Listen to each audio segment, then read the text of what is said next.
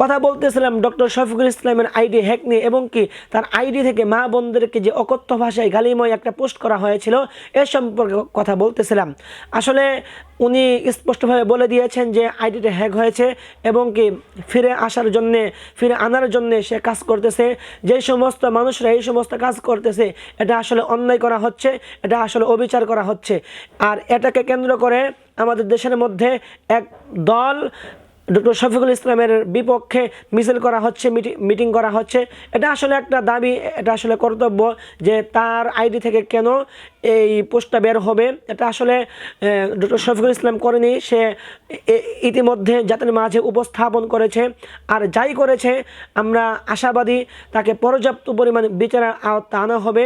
এই আশায় ব্যর্থ করে আমরা সবার প্রতি আহ্বান করি যারা এই সমস্ত কাজগুলো করতেছে ওনারা যেন নেক্সট টাইম এই সমস্ত কাজগুলো করতে আর সক্ষম না হয়।